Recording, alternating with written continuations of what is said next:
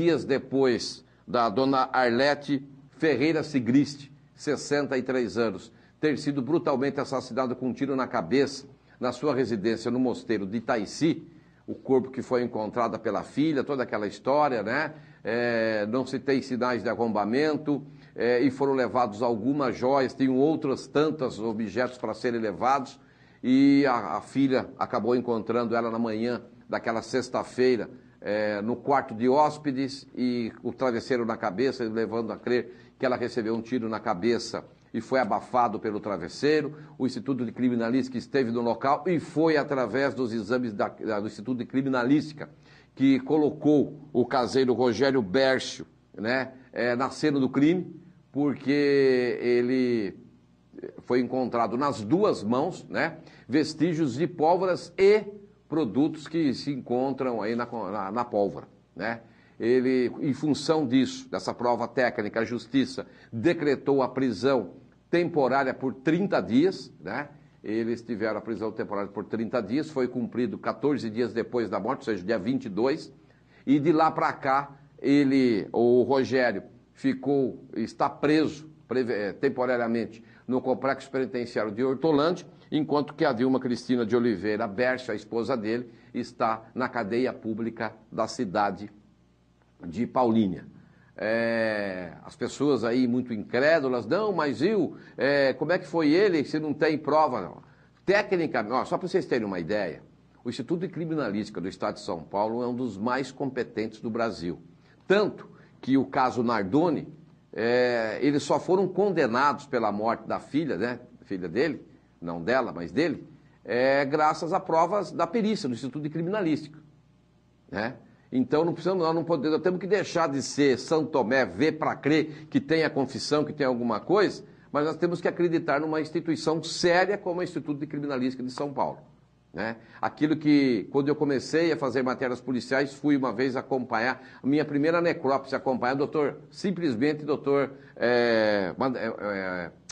eu falo doutor Santo Adalberto Badergado, não foi não, um dos doutores aí né? E ele disse para mim naquela oportunidade, o corpo fala, né? E acabou mostrando realmente que, o corpo fala, acaba mostrando exatamente, do doutor Badam Palhares. Doutor Badam Palhares foi um caso de Indaiatuba, uma pessoa foi ser operado e acabou falecendo porque tomou um choque. E aí se descobriu que ele tomou um choque da máquina de raio-x que encostou, estava com um problema a máquina, descarregou no cotovelo e a descarga saiu no calcanhar. Então, por isso que ele falava que o corpo fala e acaba mostrando mesmo. E assim, nós temos que respeitar as instituições. O que nós vamos ouvir daqui a pouquinho, assistir, claro que vai ficar pesando uma dúvida, claro que fica um ponto de interrogação, mas se nós não acreditarmos na instituição, então aí o último que sair apaga a luz. Essa é a grande verdade, né? E nós estamos, inclusive, tentando uma entrevista também com o pessoal do Instituto de Criminalística para mostrar para vocês como é que não é simplesmente acha-se que existe pólvora na mão. Existe todo um processo para coletar esse material, existe todo um processo para se ver se é falso positivo, falso negativo. Então nós estamos tentando e vamos trazer para vocês aqui esse tipo de matéria. Mas, como eu disse para vocês no começo desse bloco, 32 dias depois da morte da dona Arlete Ferreira Sigrist, o casal Rogério Bércio e mais a Dilma chegavam à nossa cidade. E nós estávamos na delegacia no momento, e vocês vão acompanhar, no momento da chegada, nós vamos tentar entrevistá-lo, e depois, na sequência, nós entrevistamos o advogado deles, o doutor Valdiner, né? Grande advogado criminalista, um dos mais conceituados da região de Campinas, já atuou em mais de 200 júris, né? Então é uma pessoa bastante conhecedora. Preste atenção no que ele vai falar depois da chegada do casal e nós vamos comentar daqui a pouquinho. Bom, nesse momento, a viatura trazendo o casal de caseiros do caso da sociedade Arlete começa a se posicionar aqui em frente à delegacia central de Indaiatuba. Vocês acompanhando aí o momento em que a viatura passa aí a se movimentar, um outro veículo descaracterizado chegou até aqui para fazer aí a segurança. Os policiais, inclusive, chegando aí com arma em punho, claro que para evitar qualquer tipo de problema. E nós vamos nos posicionando aqui. Pode chegar lá para lá. Vamos lá. Para tentar pegá-los aí.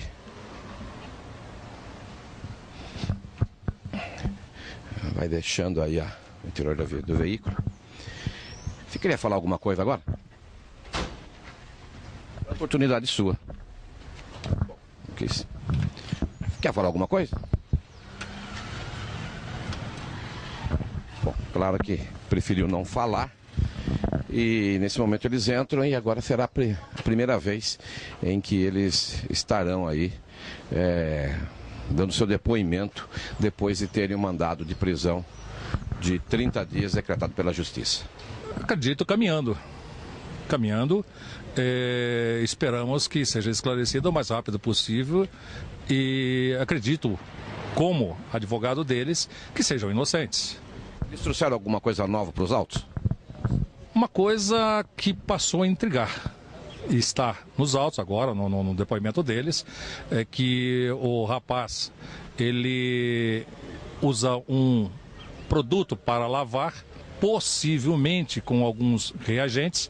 Esses reagentes provavelmente pode ter aquele aspas que foi constatado como chumbo. Não sei se existe o chumbo ou não existe, mas pelo menos é uma matéria que provavelmente a autoridade policial, o titular do inquérito policial, vá sim tomar a providência, com certeza, para que a perícia seja feita nisso daí e aí esclareceria sim se tem algum objeto dentro daqueles produto que possa ter contribuído ou não. A única coisa seria isso daí. Eles estão presos por uma prova técnica, já não tem nada que acrescente testemunhas, ou menos a confissão deles nesse crime. O próximo passo da defesa, um habeas corpus tentando a libertação deles? A liberdade deles? Olha, habeas corpus por enquanto eu acho prematuro. Já há sim uma manifestação minha nos autos, já foi protocolada Você está me fazendo eu ficar inibido. Na sexta-feira, e já foi protocolado uma manifestação da defesa, pedindo algumas providências, etc. Se o juiz irá proferir ou não, aí cabe ao juízo. Mas já está lá no processo o pedido da defesa e que também não é este habeas corpus em si. E nós estamos aguardando encaminhar o decorrer dessas investigações. Dentro do processo, então, vamos dizer, você vai aguardar os 30 dias? Não há razão. Não há razão para isso. Concluindo-se os trabalhos, uma vez concluídos os trabalhos, já vai o juízo com certeza tomar ciência disso e tomar a decisão, se prorroga a prisão preventiva, temporária, mais uma ou não, ou libera, enfim. Não vejo nesse sentido por que ficar esperando 30 dias, não há razão para isso, pelo contrário. Uma vez em que concluiu o inquérito, concluiu-se as investigações, aí a decisão já vem para no sentido de resolver essa situação, dar uma decisão na prisão deles, se fica ou se saem. Pela experiência do senhor acha que vão para a rua? É difícil, né? Estou com cabeça branca, não tenho como dizer isso e te responder isso, entendeu? Porque quem decide, na verdade, é um juiz, não sou eu, não tenho como. Você me desculpa, mas eu não tenho como responder essa pergunta para você, entendeu? Mas em cima daquilo que o senhor já tem no depoimento deles, as investigações, o senhor acredita na liberdade deles em breve? Acredito naquilo que é possível em cima de toda a investigação que foi feita. Então, se algum deles sair, não será surpresa. E se algum deles ficar preso, também não será surpresa. Vocês perceberam que na entrada o casal não quis falar. E na entrevista do advogado de defesa, o competente, né? Advogado de defesa, você percebe nas entrelinhas que eu pergunto, ele até brincou demais, você apertou demais, né? Mas eu tenho que tirar a informação, né? Sempre que a gente pode conversar com um advogado de defesa nessa situação das pessoas sendo ouvidas. E vocês pode acontecer alguma surpresa? E ele fala, a surpresa pode ser um deles ir para a rua. Na minha opinião, ele deixou bem claro, para mim, posso estar errado, de que a mulher vai para a rua e o marido vai ficar preso, o Rogério. Ele não contesta a decisão do Instituto de Criminalística. Como advogado de defesa, ele fala que o Rogério se utiliza de um produto que contém o mesmo princípio da pólvora, ou seja, do chumbo, né? Isso é tática de defesa. E vou mais além. Ele vai dessa linha até não extinguir, acabar tudo isso daí. Quando acabar e não tiver condições mais disso aqui, ele vai fazer, então, em se comprovando tudo isso que nós estamos falando, eu tenho certeza que o Rogério vai confessar e vai dizer que as joias foi a linha de raciocínio do advogado, na minha opinião. Lá na frente ele fala, fui eu, não, as joias foi só para desviar a atenção da polícia, mas enfim, isso é tudo para a gente conversar ao longo de um tempo. E agora, com exclusividade também, vocês vão acompanhar o momento em que o casal, o Rogério e a Dilma, deixavam a delegacia e, com exclusividade, o Rogério conversou com a gente. Acompanhe. Bom, nesse momento, o casal saindo. Vocês acompanham aí a passagem deles. Vou tentar chegar. Eu conversei com o seu advogado e ele disse que no dia do acontecido você usou um produto que pode conter chumbo. Isso é verdade? Eu uso produto na chácara para limpar a chácara. Esse dia você utilizou esse produto? Utilizei, sim. A dona Arlete era uma boa patroa? Boa demais, demais. E não fui eu, nós não tem nada a ver com isso. Você tem ideia de quem possa ser? Não sei também. Mas eu tenho fé em Deus e acredito muito na polícia. Eles vão encontrar o verdadeiro culpado. Um dia, vocês vão ver, com fé em Deus, eu e a minha mulher aqui de frente, provando a nossa inocência. Era comum ela chegar de madrugada e largar a luz acesa em casa, por isso que você não chamou a atenção de você? As luzes ficavam acesas. Eu não mexia com as luzes da casa. O fato dela ter sido encontrada no quarto de hóspedes não chamou a atenção de você também? Não, eu não entrava na casa.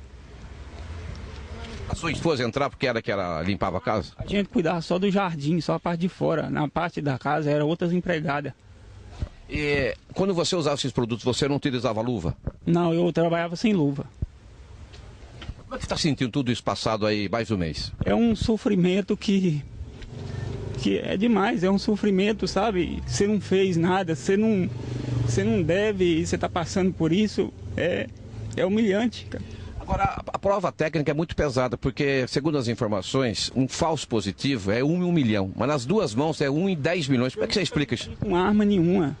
Eu não sei mexer com arma, nunca mexi, nunca peguei em arma nenhuma. Agora, se deu isso, eu não sei. Mas eu acredito em Deus, um dia a justiça de Deus tarda, mas não falha. Bom, agora o destino é o seguinte, a esposa, a Dilma, seguirá para Paulínia e ele para o Complexo Hortolândia Hortolândia. As imagens foram dele, Sushi Man e Fabinho, com a direção da Luana. Rubinho Queiroz, nesse momento, a viatura da Polícia Civil com destino a Campinas e Paulínia para o programa do Rubinho. Gente, eu vou deixar para amanhã. Ficou um ponto de interrogação na sua cabeça com o depoimento do caseiro, né? Então eu vou deixar esse ponto de interrogação na cabeça de cada um, né? Mas eu vou deixar também um outro ponto de interrogação. O Instituto de Criminalística, a Polícia Civil do Estado de São Paulo, é uma das melhores do mundo.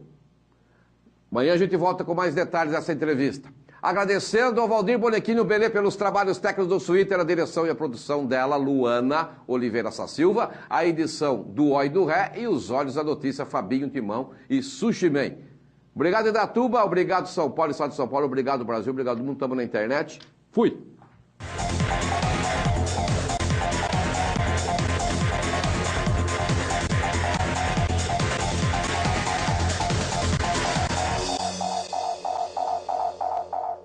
Programa do Rubinho. Oferecimento. Cato Supermercados. A escolha certa é aqui. A OK Saúde. Presente em todos os momentos da sua vida.